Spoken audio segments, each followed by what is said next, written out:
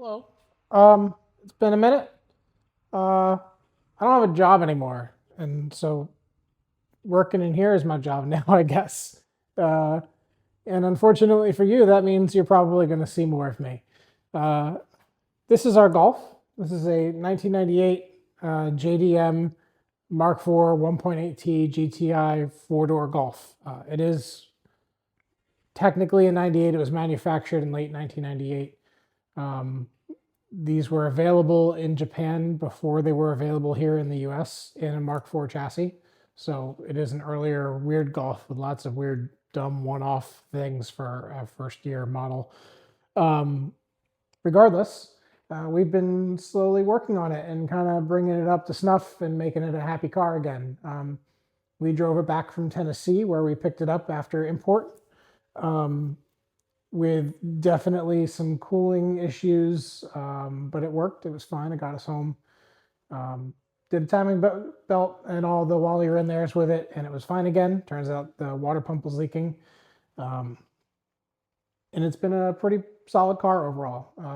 However, the suspension is 25 years old and change and is showing its age. It squeaks and it rattles, and we've done a lot of the stuff. We've done shocks and struts and stuff all around and all that fun stuff that makes a car feel cool. But now we have to do the boring stuff that makes a car not squeak and rattle. So today we're going to at least do control arms, and if we want to get really, really brave, we might do the bushings for the rear end, which will be a thing. Yes. Okay, let's go.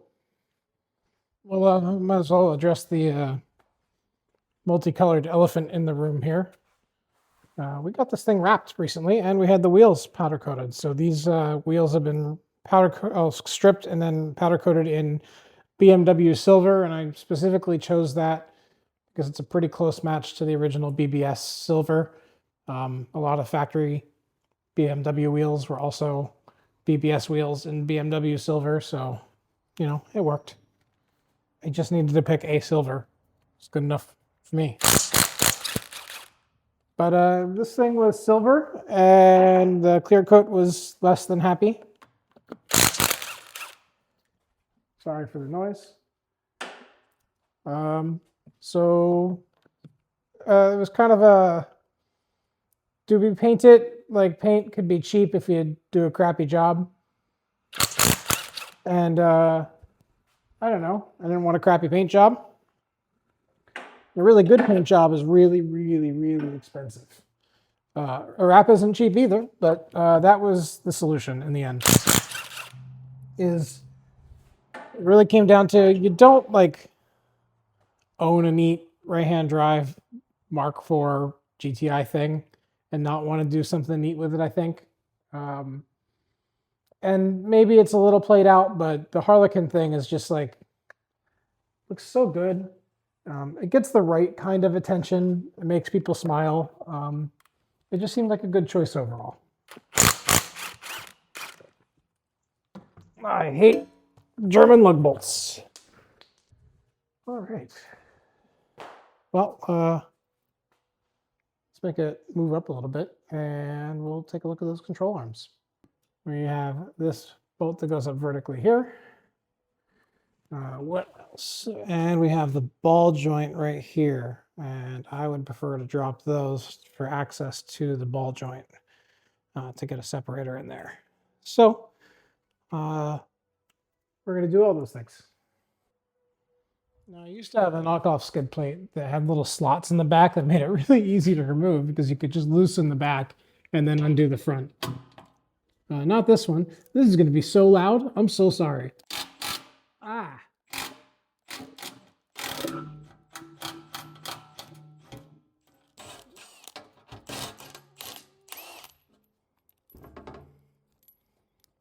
I might have to cut some slots in this one. No, thank you. Fortunately for us, real easy to get to this, and they're fresh, and I've done them, so it will come off. Look at that. Fancy pants. And just swing you up out of the way. By the way, I'm duplicating all of this off camera on the other side. Just, you know, you don't have to watch this twice. Yeah, look at you. Spun right out. Now, will the stubby fit?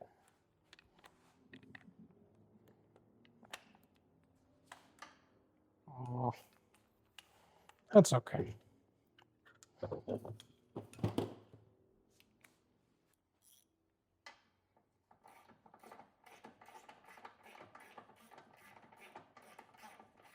Listen, it's not the cleanest golf, but it's pretty clean for Northeast.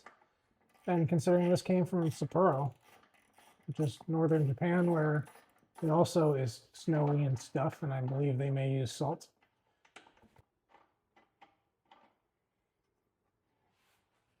Hey. This guy gonna give us no trouble too? We can impact that guy out. There you go.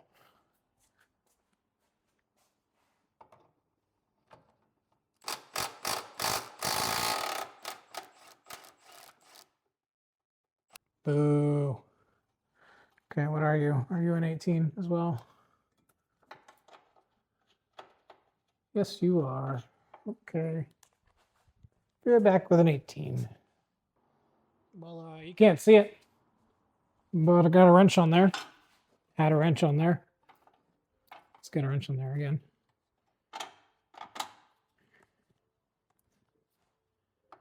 Now, when I loosen this, that wrench is going to swing into something. Into cross member. That's fine with me. You can rest in that cross member when you... No, no, bastard. Hey, just don't start working on Volkswagens.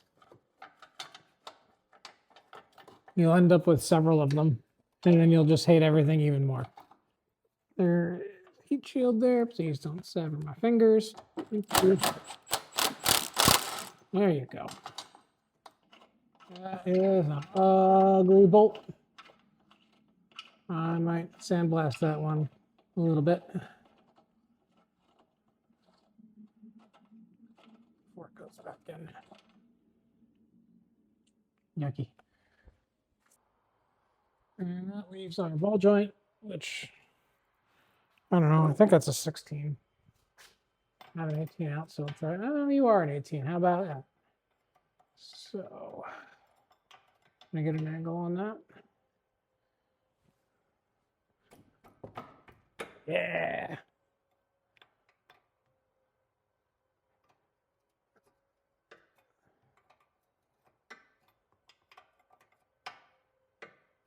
Can I fit a box end on that? No. Yeah, no ratcheting wrench on this one.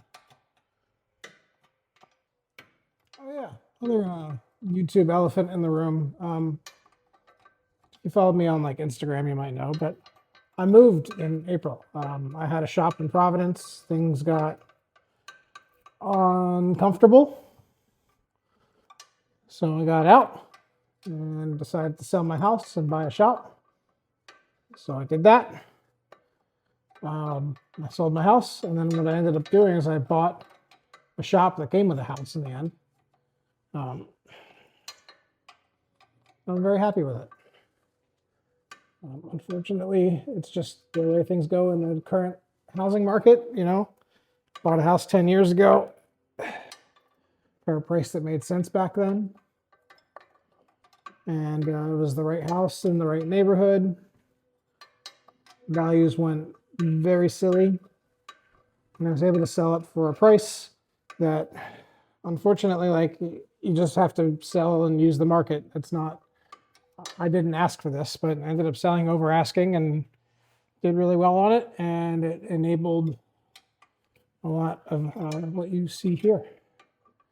I have had a day job for a long time. Pretty much the entire time you've known me here on YouTube in some way, shape, or form. Most of that time is with a single employer, and I chose to leave them recently because they are starting to do some things that I found to be less than ethical. Mostly, you know, typical think of the shareholder cost-cutting kind of stuff. but like to the point where it was really impacting employees and customers alike, and no one was having a good time. Got toxic and had to get out. So, you know, here we are. Now I work on cars, I guess. The cars don't argue as much. The cars don't have Teams chats, which is a big selling point of working on cars. No Teams chats.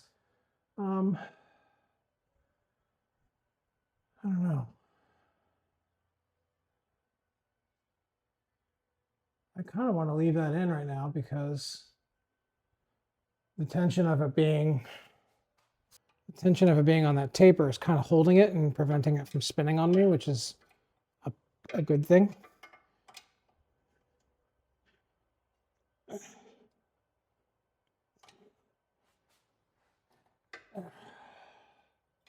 It's getting really difficult. You know, you're right next to a CV boot here too, and you just gotta be careful. You can't really start messing with heat and stuff here to make things easy. Unless you want to get into more mess. Not that a CV is like particularly hard on this, but I don't want to. I don't have whatever gigantic friggin' triple square that is. I assume it's a triple square, not a 12 point, because Volkswagen. Also, I feel like I have to address that gear wrench video I did. I like reached out to them and asked, you know, like, I want to make a video review of your tool. And they said, no, we don't give them out to anyone. We're not doing any promotional stuff with anyone. And I thought that was really funny because like 2 weeks after that, I started to see them come up on a whole bunch of Instagrammer sort of influencer types. So they just don't do it for small-time independent creators, just big sponsor ones, which is fine. So I just like, hey, you know, I'm going to buy the tool myself because it interested me and I thought it was going to be a good tool and I wanted it to be a good tool. And I was really just kind of disappointed in its performance. And I thought it was really weird how many people came out of the woodwork on my tiny little YouTube channel to tell me what an idiot I was on that. Like I didn't have the car in the on position when I did, or that my tablet that was an iPad Pro that I can edit video on just fine can't run on a scan tool.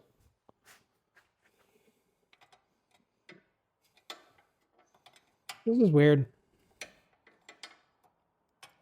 I actually haven't bought anything since. I haven't really like settled and said I need anything more right now. I have a little guy, what is it, a launch unit, read-only, not bidirectional, but it does all the manufacturer crap.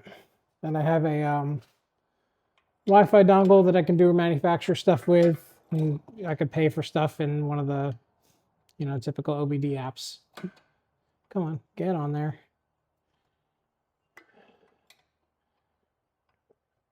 I've had to lean on the flank drive here a little bit. Flank drive. Sorry. There you go. Come on. Can that get me a little bit? Nope. Can I get more purchase on this side? Yes. It might be this situation now.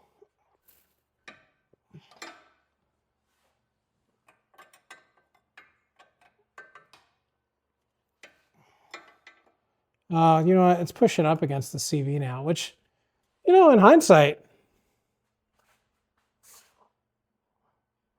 is this going to pop the joint for me? I don't like that. I'm going to start by just hitting it with a hammer. Sometimes that's just like enough to knock it loose. I opted to unbolt the ball joint and hey, taper popped and ball joint popped. Look at you.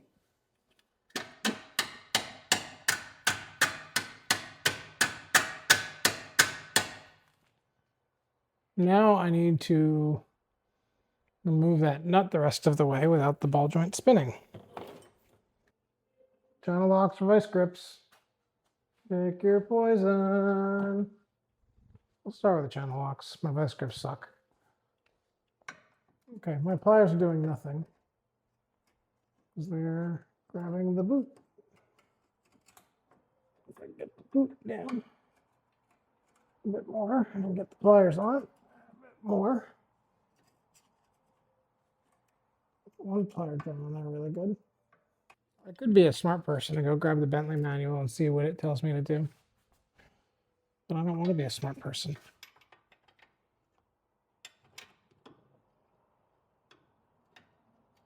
I want to struggle. Gotta be careful of that boot.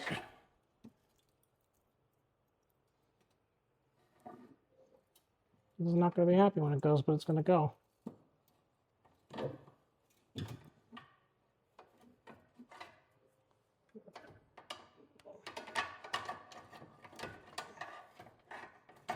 So close.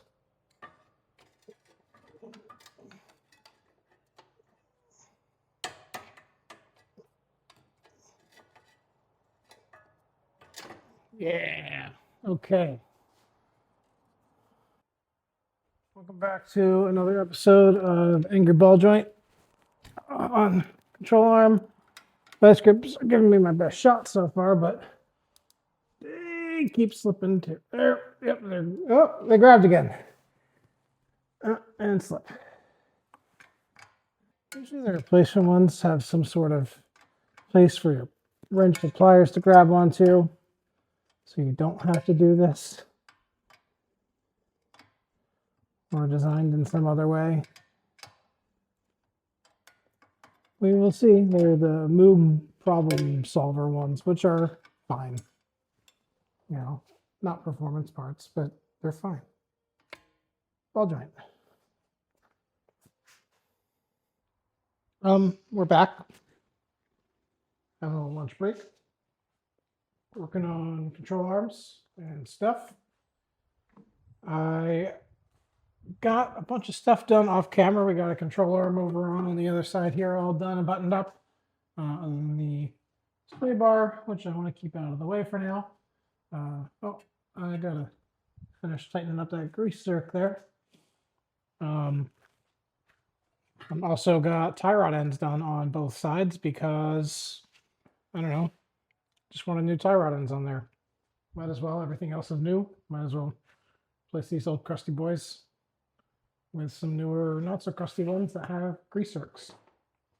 Because having a grease fitting means it's serviceable. Say it with us, kids. So, same deal here. The ball joint on the bottom of these is going to have a grease zerk on them too, which is nice. Lunch brought to you by Trader Joe's here. Not sponsored, actually. Well, sort of. My wife works there, and my health insurance comes from there, and she pays for stuff because I'm unemployed. So I guess it is sponsored by Trader Joe's. These bowls are like $5 a piece, and factor meals are like $14 a piece and kind of gross, and these are pretty yummy. So, I don't know, buy these. I'm sure you want noodle noises, very good. Anyway, we'll get on with that. I have to admit, this was a bit more of a hammer-centric job than I'd like. I love that rubber, brand new rubber, and it's got that like kind of powdery sort of look to it. Looks a little dry. I don't know. Whatever, it is rubbing off. Okay.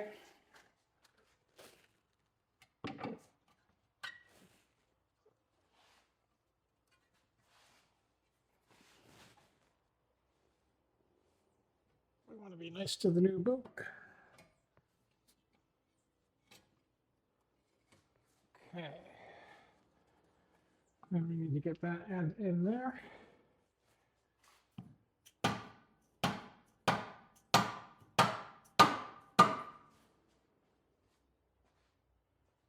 Use a nail set as a drift pin.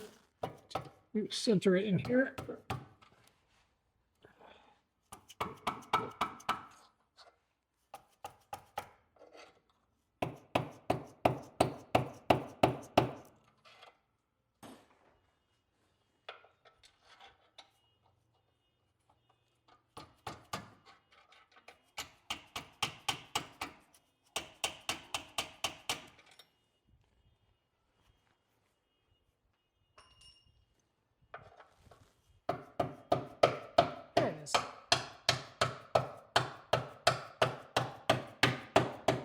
Is that good practice? No.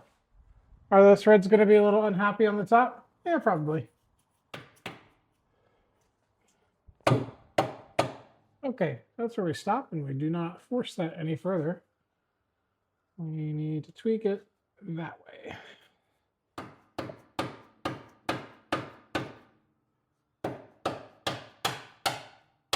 There we go. It's really, as long as we can get that top bit on here, the thread's nice, and it does.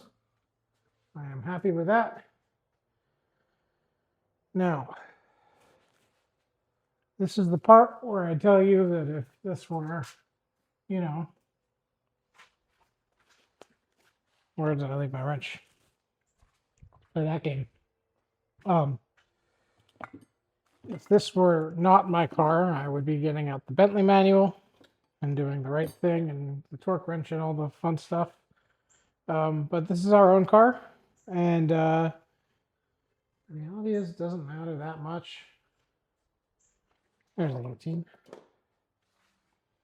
Not for this, it's just Guten tight is perfectly fine for this.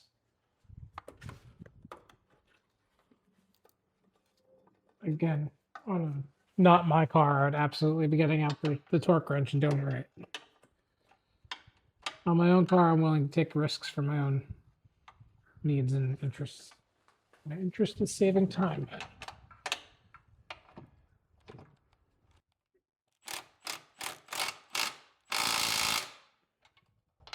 Couple ugga-duggas. Probably a bit tight. But that one is on.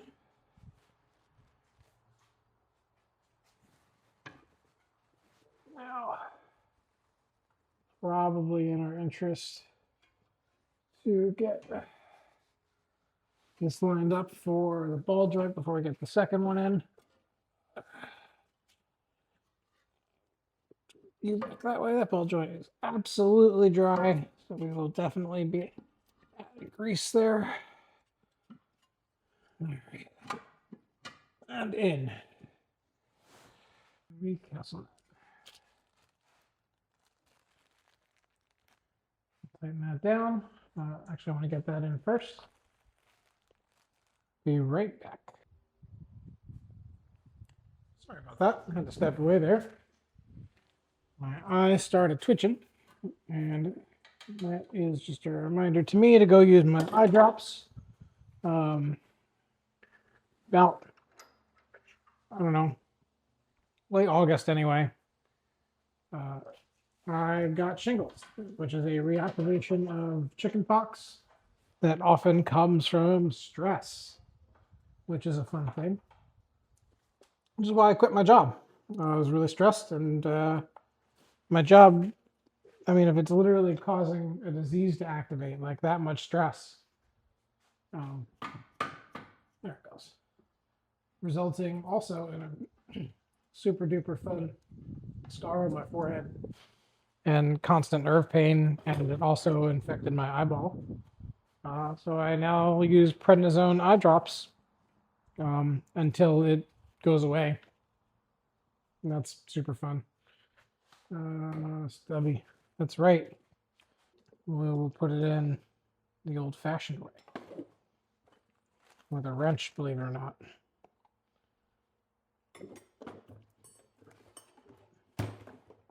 I haven't cleaned up from like 2 or 3 projects this weekend, so a little bit of a mess here, and not everything's where I want it.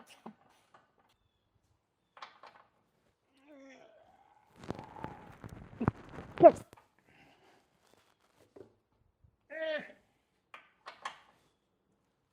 Click. Sure. That's roughly in place. Now I just got to tighten this guy. This is a bit of that back and forth dance. I want to say this went up to a 19 millimeter because I'm using a castle nut.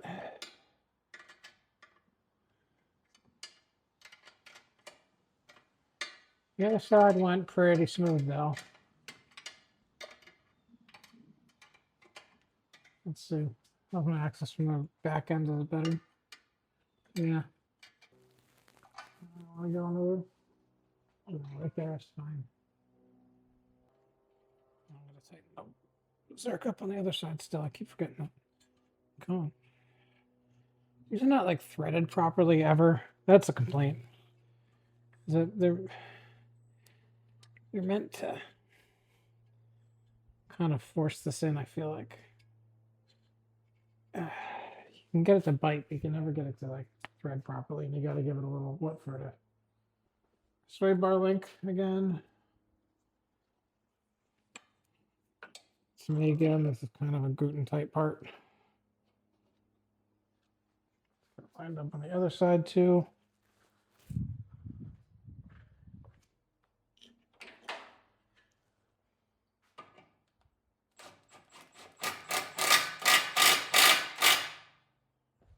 Good, gluten tight.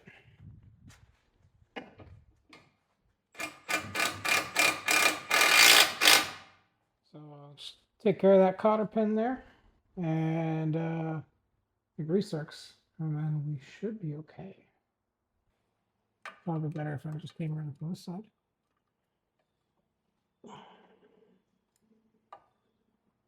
There we go.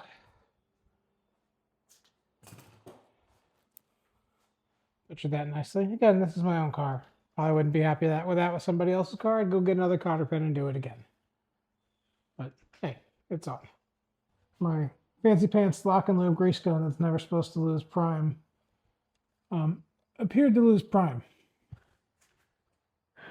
And I had to do some tomfoolery to get it to go.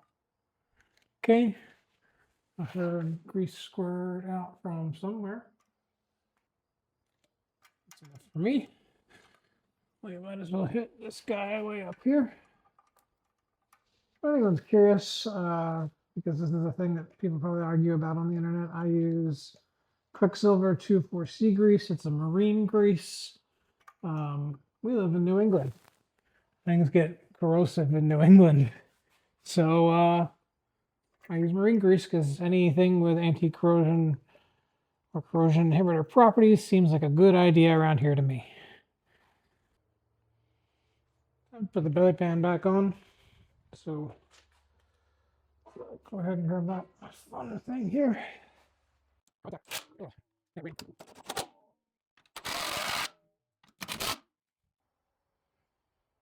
right.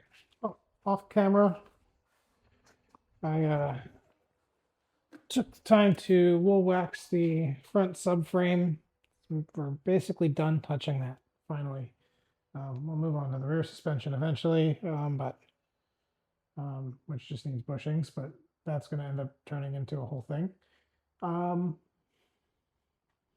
Yeah, so let's get the wheel back on here. Oh yeah, I just put some wool wax on that front subframe to stop it from getting crustier than it already is. We certainly do not want that.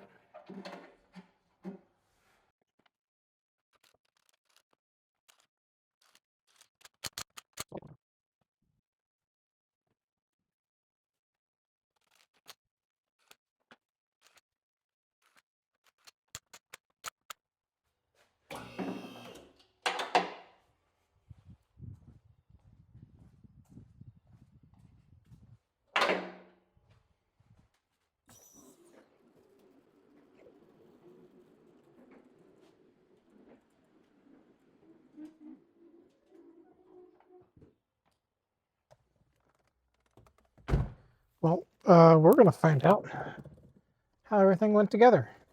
Also off camera, because it's using the phone that I'm using as my camera, I did an alignment using that Gyraline thing that there's a bunch of ads for. I bought it to try it and see if it worked, and we're going to go find out if our alignment sucks now. Based on the app and the results it stated, seemed like alignment is going to be pretty healthy, so we will see. There are some back roads we can take, so why not?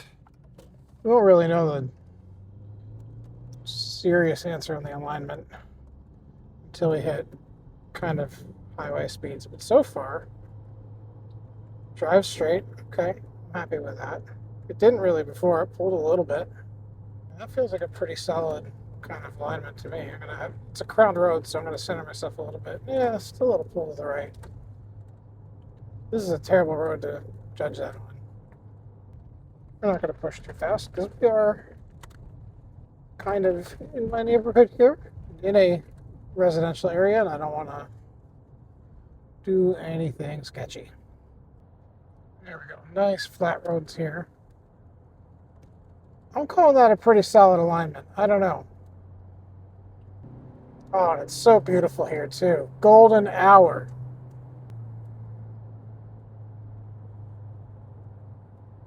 Oh, I am very pleased with our work today. The front end feels really nice and solid. Slow down as we get up to some houses here.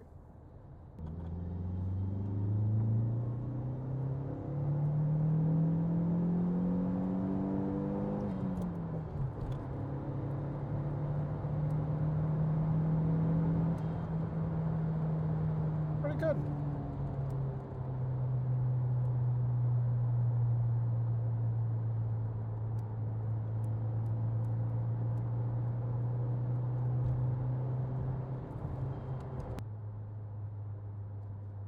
I gotta call it a pretty successful drive. I'm happy with the alignment. It's not the best. Pretty darn good though. I'd be happy to have paid for that somewhere, you know. As good as you're gonna get at a Jiffy Lube alignment, which I'm probably not saying a lot, but hey. For at home? Alright. And if I wanted to spend more time and put the car up and down and up and down and up and down a whole bunch, I probably could dial it in a little bit more. But I don't really care to do that. And I'm pretty happy to accept where it is. So thanks for watching me go a little bit mad while doing some pretty basic suspension maintenance and replacement. It's been a time. Maybe I'll make more videos. See ya.